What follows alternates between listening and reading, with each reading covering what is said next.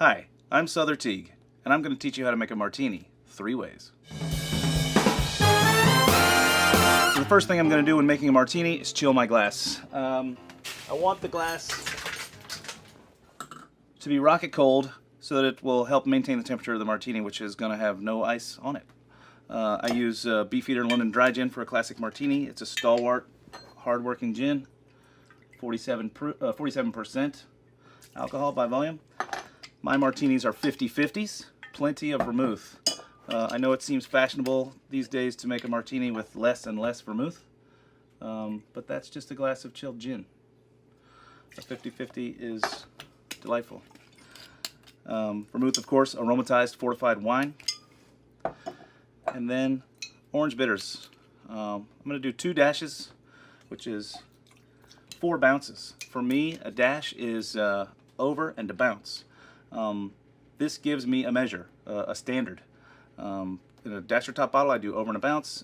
In eyedropper bottles, I do 1/3 of the eyedropper. This way I have a standardized measure.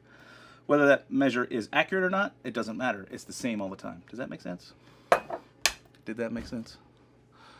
Did you learn something? Everybody's nodding their head. Great. First, I'm going to crack a piece of ice. This is going to give me a greater amount of surface area for a more rapid chill and dilution. And then pack it full of ice.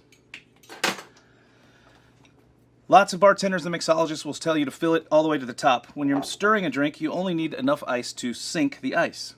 Does that make sense? Any ice that's sticking out above the top isn't doing anything for the drink. A martini should always be stirred. It's an all-spirit cocktail. There's nothing in here that needs to be shaken or aerated or emulsified.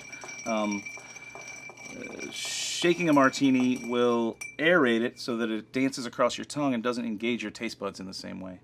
So always stir your martinis. Just dump the ice and strain into your glass.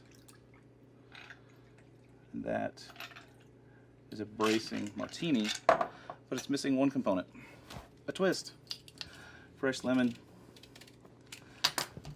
So when we do a twist, a nice flat piece with not too much pith on the back. Approach the glass, hold it with your index finger and thumb, and I say squeeze it and make like a canoe. You'll see a blast of oil across the top of the martini, right? Rub it gently around the edge, give it a twist, and drop it right in the glass. A crisp, bracing, delightful martini. Next, I'm going to make a Gibson, which is my personal favorite. We're going to use Plymouth gin. Plymouth is not only the name of the brand, it is the name of the style of gin, and Plymouth is the last Plymouth gin that's available on the market. The style dictates that it's a bit more earth tones, more roots are in the botanical list, and it's got a softer, more full body. So for my Gibson, we're going to do the same ratio. 50-50 martini with Plymouth and a London Dry. But a Gibson doesn't take any bitters. What it takes instead is an onion garnish. Pickled onions. I like Old South. They don't pay me to say this, by the way. Should I say that or no? Yeah, we can leave that out. So then, same procedure.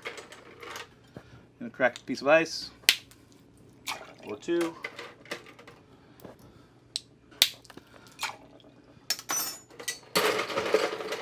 And then give a good stir. The Gibson is among my favorite martinis because it's a little bit rounder mouthfeel. There's a savory quality to it without being too cloying. It still remains a crisp martini, but it's got a savory, rich quality.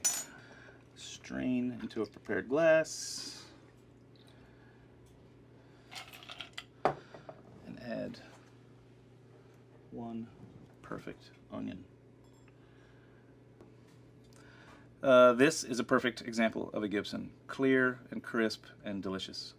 With just a slight tint of the vinegar from the onion, and then that onion just marinating in that gin until you get ready to eat it. Next, I'm going to make for you the dirty martini. We're going to go back to London Dry for that one. So, swap out the Plymouth and bring in the Beefeater. I'm going to prepare my glass again. I'm staying with the ratio of a 50-50, but in this one we're just going to add a ½ ounce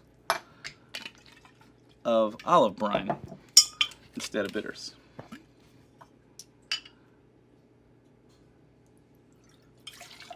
So again, equal parts of gin and vermouth. And just a little bit of olive brine to bring some salinity to the party. I prefer olives that are already marinating in some sort of alcohol. These are marinating in some vermouth. So you've got the saltiness and the brine plus a little bit of vermouth in there as well. People love dirty martinis because they're savory. They change the entire flavor profile of the cocktail. They're a little bit salty, which then makes you want to have another drink. So every sip you take encourages that next sip.